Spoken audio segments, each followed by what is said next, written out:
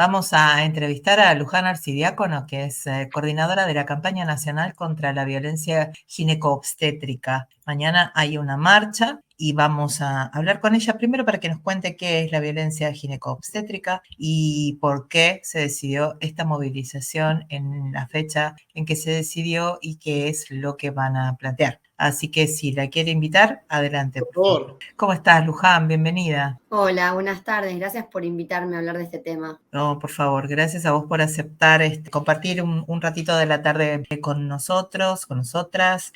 ¿Qué es la violencia ginecobstétrica? Bueno, la verdad es que lo bueno es que en Argentina eso está definido por ley, a diferencia de otros países en donde todavía se siguen debatiendo de qué se trata esto. En nuestro país, desde el año 2009, la ley que se conoce como Ley de Prevención de la Violencia contra la Mujer define a la violencia obstétrica como una modalidad de violencia de género y como aquella que ejerce el personal de salud y que se manifiesta sobre los procesos sexuales y reproductivos de las mujeres, así está redactado en la ley. Hoy por ahí diríamos mujeres y personas gestantes, ¿no? Pero bueno, la ley es del 2009 y que se manifiesta en un trato deshumanizado, en intervenciones innecesarias y en la patologización de procesos naturales de conformidad con la ley 25.929. Así está redactada la ley y eso quiere decir que entre esta definición que yo acabo de mencionar y los derechos que están establecidos en otra ley, que es la que se conoce como la ley de parto respetado, estas dos definiciones están articuladas permanentemente y por lo tanto cualquier vulneración a los derechos definidos en la ley de parto respetado también conforman un hecho de violencia obstétrica. Con lo cual,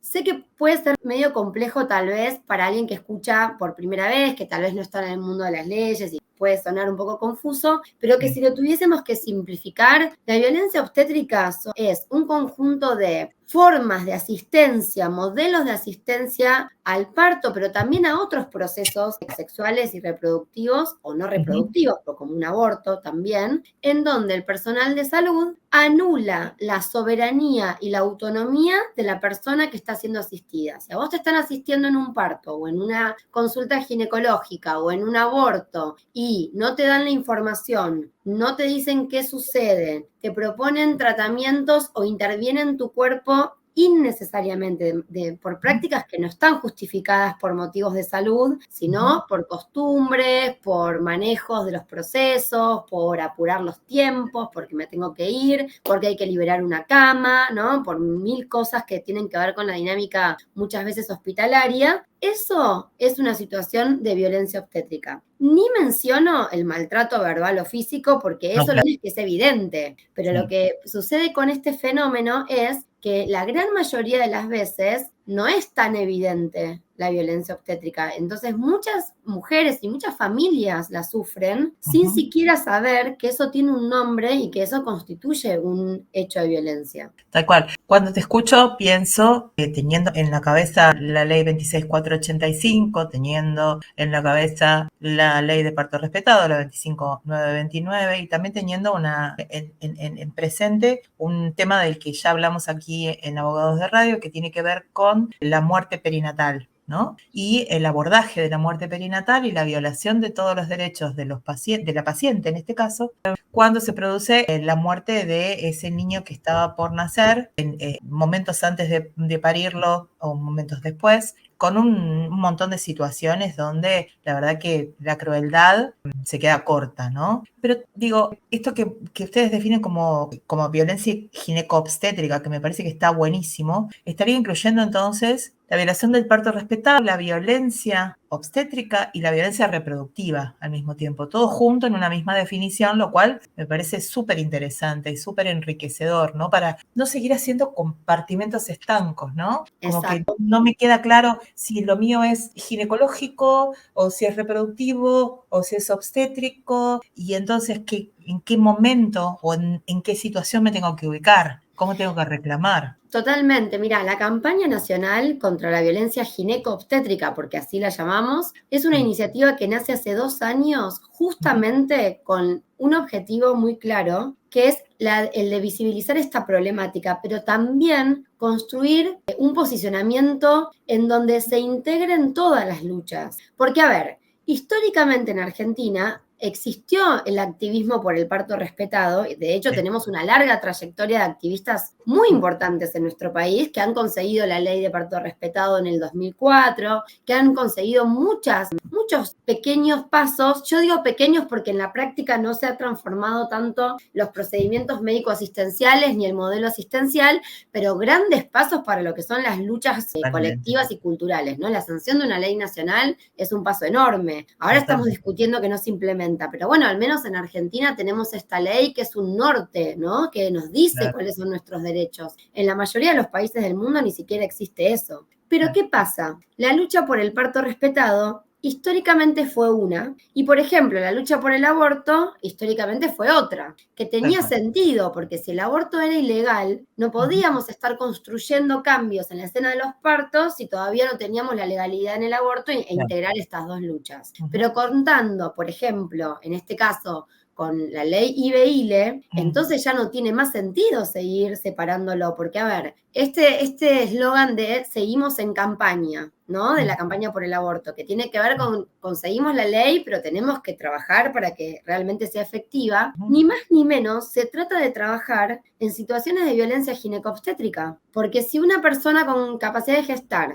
quiere acceder al derecho al aborto y no es atendida, es ninguneada, es juzgada, se obstaculiza el proceso de atención o de acceso a la medicación, se hace juicios de valor sobre su decisión. Todo eso constituye violencia que ya no obstétrica, sino ginecobstétrica, ¿no? Y de la misma manera lo que vos decías de los procesos de muerte o duelo gestacional o muerte perinatal, también tiene que ver con otros procesos como puede ser lo que sucede en los tratamientos de fertilidad, lo que sucede en las consultas ginecológicas, lo que sucede en los tratamientos de anticonceptivos, esta situación que se da mucho en nuestro país. Y cuando la campaña comienza, les quiero contar esto, porque cuando comenzamos, nosotras llamábamos a la campaña a la violencia como violencia obstétrica, tal como lo decía la ley, pero es algo que lo terminamos cambiando a muy poco tiempo de iniciada esta campaña. ¿Por qué? Porque empezamos a recibir estos testimonios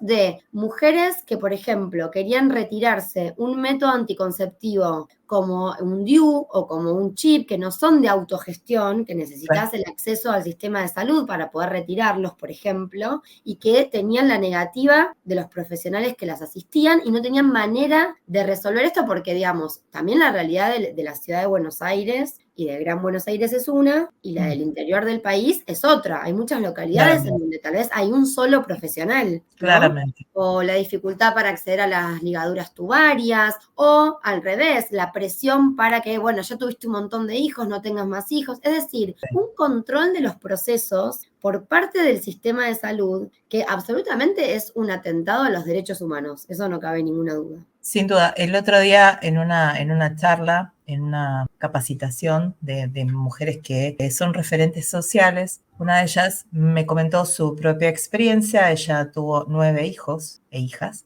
Y en uno de los partos, ella no pudo identificar si era una enfermera o una médica la que se lo dijo, pero le dijo: vos acá pariendo como coneja y otras no podemos tener hijos, en el medio del parto. Imagínate que esta mujer se sintió pésimo, sobre todo porque estaba atravesando el trabajo de parto, ¿no? Y encima esta profesional, grandes comillas, negritas, subrayado, le achacaba a esa carga como si ella tuviera la culpa que otras personas no pudieran tener hijos, ¿no? Es terrible. Tremendo, Sí. tremendo. Y además que también hay que resaltar que cuando hablamos puntualmente de la experiencia de un parto, el parto es un evento de la vida sexual, por definición. No es un evento médico, digamos. No es lo mismo ir a que te saquen un apéndice que ir a parir. No es lo mismo. El parto es un evento de la vida sexual, es un evento fisiológico, no es una situación patológica per se. Puede serlo si hay condiciones de salud, pero no es que la mayoría de las mujeres o personas con capacidad de gestar transitamos partos patológicos. No existiríamos como especie si eso fuese así. Por supuesto que la mayoría son procesos fisiológicos y saludables. El problema es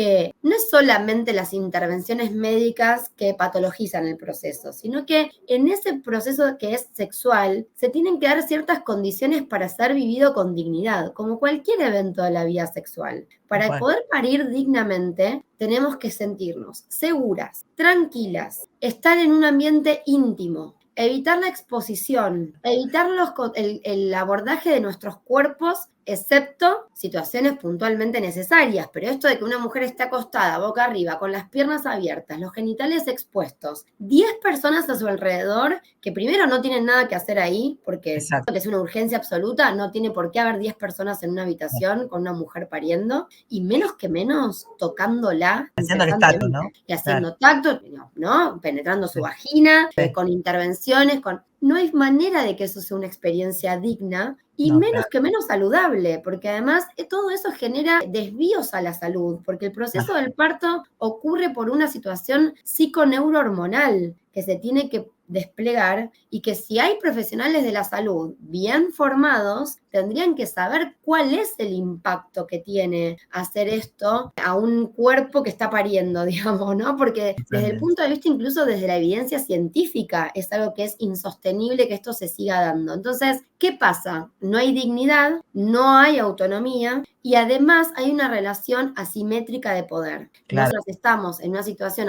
de absoluta vulnerabilidad porque además el parto no es solamente que estamos vulnerables porque hay dolor, que por supuesto, o que estamos vulnerables porque estamos desnudas, que también es una situación de extrema vulnerabilidad. Tal cual. Sino que además estamos vulnerables porque el sistema nervioso simpático, que es un sistema que es parte de un proceso neurológico que tenemos, se va apagando durante el parto y las mujeres y personas con capacidad de gestar entramos en un estado alterado de conciencia en donde no tenemos la misma lucidez que tenemos en la vida cotidiana. Eso es un fenómeno que sucede en el parto por un proceso hormonal. Entonces, en esa situación de extrema vulnerabilidad, en donde hay una relación asimétrica, porque yo necesito del saber y del conocimiento de quienes me asisten, porque si no, para eso no voy. Si no estoy buscando ese acompañamiento seguro, no voy a ir a parir a una institución. Estoy yendo a parir a una institución porque quiero parir cuidada y en un entorno seguro. Entonces, esos profesionales tienen un saber y tienen una capacidad de acción sobre nosotras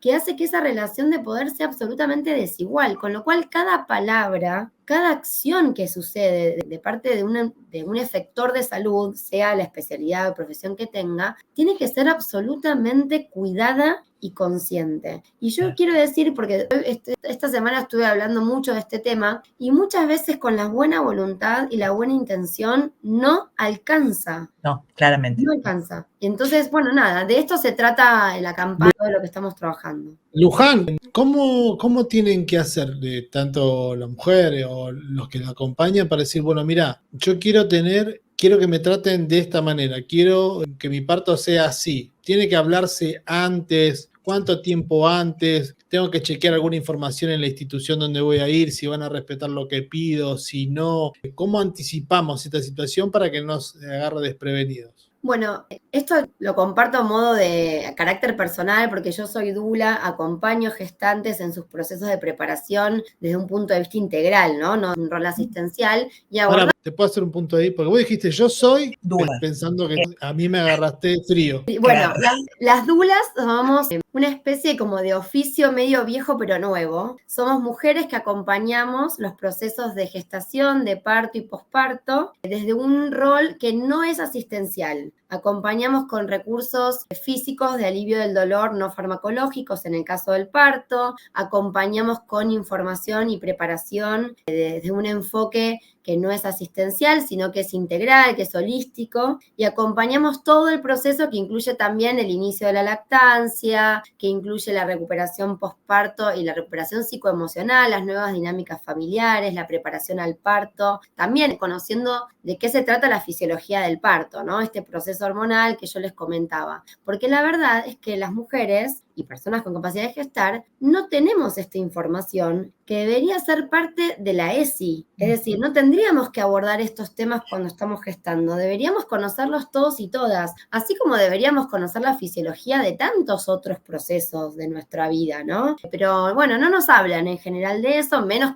a las mujeres de mi generación. Yo tengo más de 40 años, así que no me han hablado de esto, nunca, lo fui aprendiendo sola. Y la verdad es que, ¿qué sucede con este proceso de prepararnos para evitarnos la violencia? Yo eso lo tomo con pinzas. Yo creo que tenemos dispositivos que nos pueden servir, como por ejemplo, estar informadas, primero que nada, conocer la fisiología del parto para también entender cuáles son los mejores modelos asistenciales. Sí tenemos el privilegio, y hablo de privilegio porque hay que poder acceder a ciertos servicios que pueden tener este modelo que buscamos, que no existe en todas partes. Muchas veces tiene que ver con tener recursos económicos, pero no siempre tiene que ver con los recursos económicos, sino también el acceso a la información que me permite elegir y, por supuesto, la disponibilidad de opciones, porque como decíamos, no en todo el territorio de la Argentina existen opciones, ¿no? En Ciudad de Buenos Aires hay más opciones, en el interior, en algunas localidades también, en la gran mayoría no hay demasiadas opciones para variar de modelos de asistencia, sino más bien que está estandarizado esta forma de atender súper intervencionista y patologizante del proceso. Eso por un lado. Sí.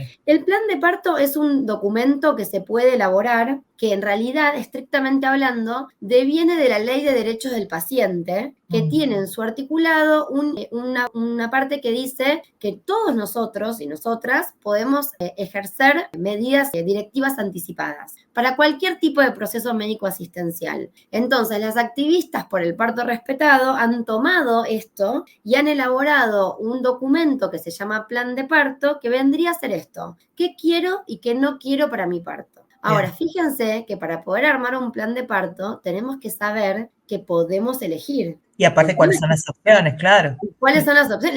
La gran mayoría no tenemos esta información. Claro. Entonces, están estos recursos. Pero a mí me gustaría siempre, trato siempre de hacer esta salvedad. Estar informada es importantísimo. Poder elegir cuando tengo la posibilidad, ni hablar. Estar siempre acompañada también es un factor de prevención de la violencia. También el plan de parto, como decíamos. Pero todo eso no nos va a garantizar no sufrir violencia. Ojalá lo hiciera. Pero es como decirle a una mujer que depende cómo te vistas y que depende por dónde camines, te vas a evitar una violación. No, la verdad es que no. A veces, sin importar cómo estamos vestidas, ni a qué hora, ni por dónde, podemos ser víctimas de un abuso sexual en la calle. Bueno, esto es lo mismo. No importa lo que hagamos, porque el ejercicio, la responsabilidad de no ser violentada nunca está en la víctima. No, seguro. Está en el personal o las personas que tienen el potencial de ejercer esa violencia. Y por eso es que desde la campaña, si bien nosotras trabajamos en acciones de divulgación, de visibilización, acompañamos con información a las personas gestantes, también brindamos orientación para denuncias de tipo administrativo, porque existe ese camino de, en realidad no son denuncias, son reclamos administrativos, ¿no? Porque una denuncia sería por vía judicial, pero se las llama denuncias administrativas.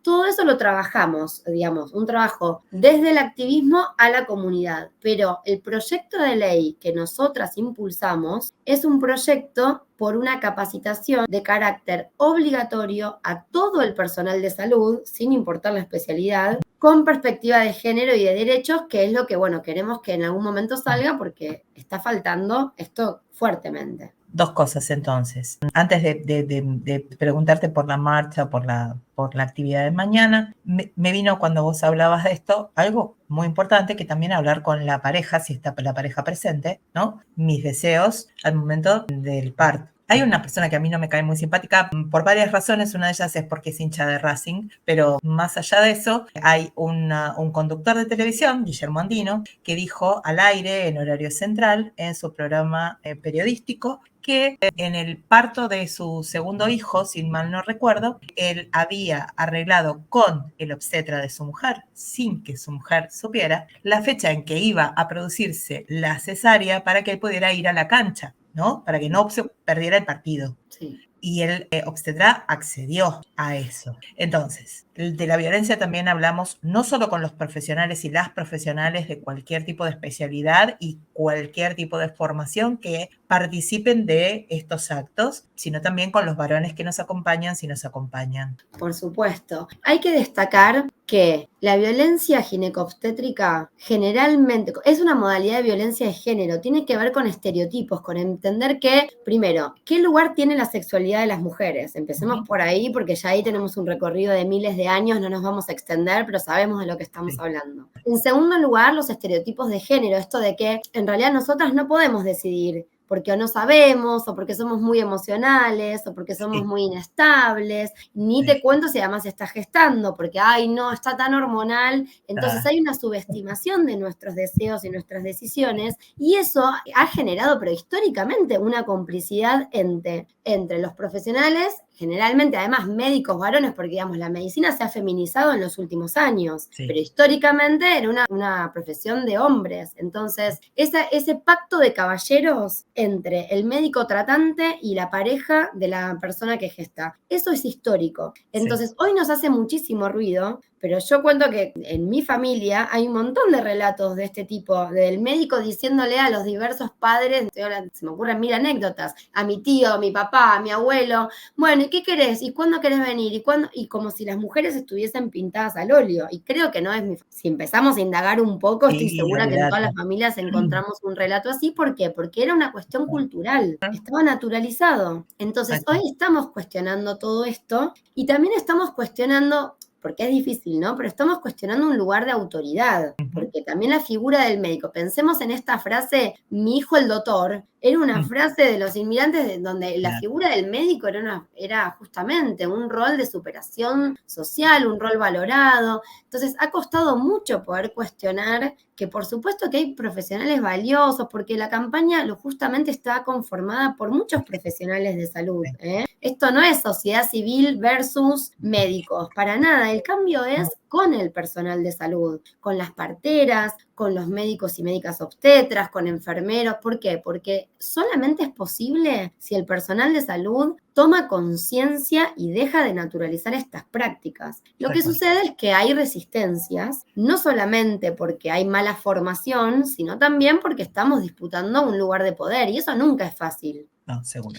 Vos sabés que... No, perdón, Luján. Una, no sé por qué te cambié de nombre, perdón. No pasa nada. ¿Puedo meter un bocadillo nada más que me acaba de ocurrir? ¿No? No. Por favor. Por favor.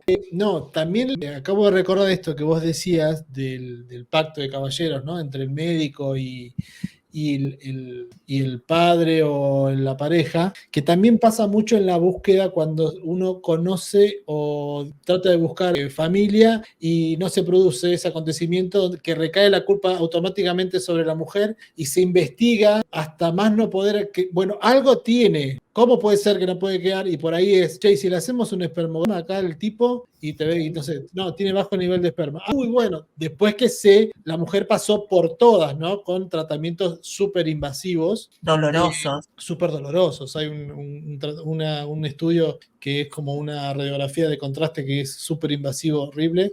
Y bueno, y eso también está muy arraigado, ¿no? Sí, por eso decíamos esto del concepto de ginecobstétrica, porque es inexplicable. Digamos, no se podría llegar a comprender el nivel de violencia y intervenciones que suceden en un parto si no entendemos todo el recorrido anterior. La realidad es que la medicina moderna se ha construido alrededor del cuerpo masculino como el parámetro de normalidad. Esa es la realidad. La medicina occidental moderna ha construido todo su esquema alrededor del cuerpo del hombre blanco varón. No digamos, el varón blanco es el modelo del cuerpo normal y de ahí todo lo que se aleja de ese criterio es una variante de la normalidad o patológico. Entonces, esta pretensión de control de los procesos fisiológicos de las mujeres es histórico. Pensemos en la menstruación, en el ciclo menstrual. Una crece, empezás con tu ciclicidad y lo primero que te dicen es que hay que controlar el dolor, los malestares, los síntomas. No, abrazar, aprender, reconocerte. No nos enseñan eso. Nos dicen, tomate esta pastilla, tomate tomate tal otro, tomate los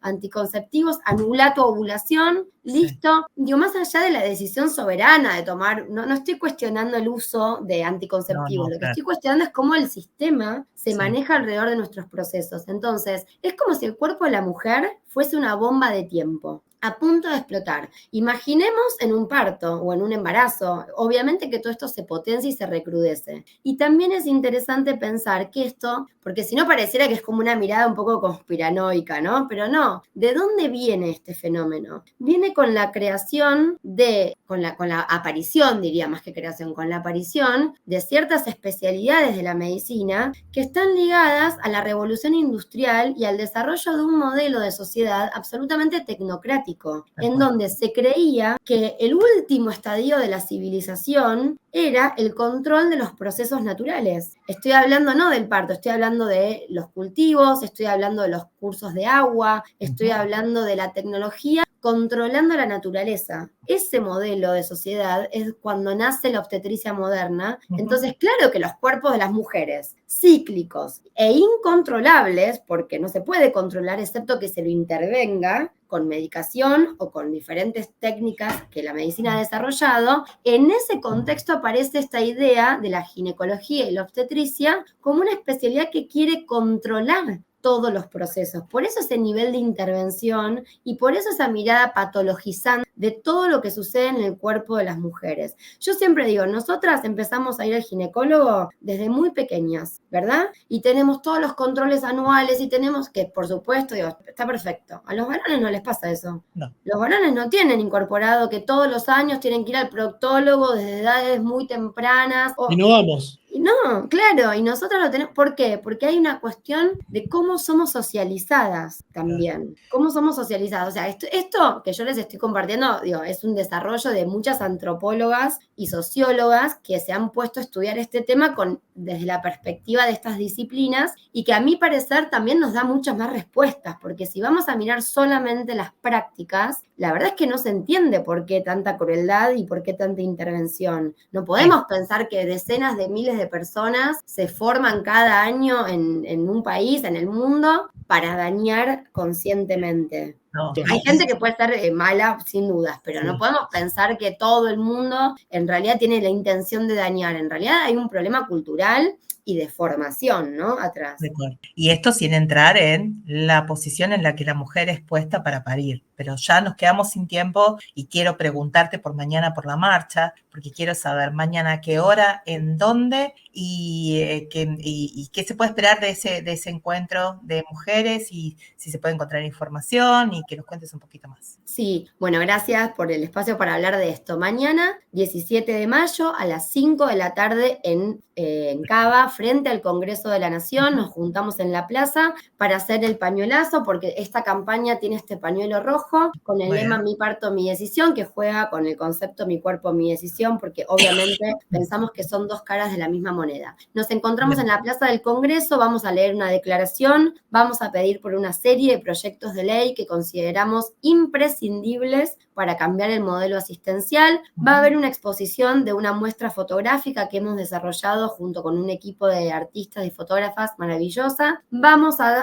también a repartir folletos con cuáles son tus derechos en el parto. Vamos a realizar encuestas sobre violencia ginecobstétrica para quienes quieran compartir sus experiencias y vamos a repartir también un elemento que se llama el violentómetro de la violencia ginecobstétrica para que cada persona pueda hacer un test, porque hay personas que no saben si lo que sufrieron es o no es. Bueno, para eso también vamos a repartir información mañana. Sobre todo encontrarnos. Y en la cuenta @miparto.midecisión, además, tienen todas las actividades que se van a realizar en simultáneo en el interior del país, porque en un montón de provincias también hay convocatorias y propuestas. Entonces es @miparto.midecisión, lo estoy poniendo para que todo el mundo lo tenga. Encuentro información, ahí va para el chat y ahí van a tener todo para que quede para los que ven el programa o para los que escuchen el programa después, ahí les queda la información. Luján, un placer, un lujo tenerte.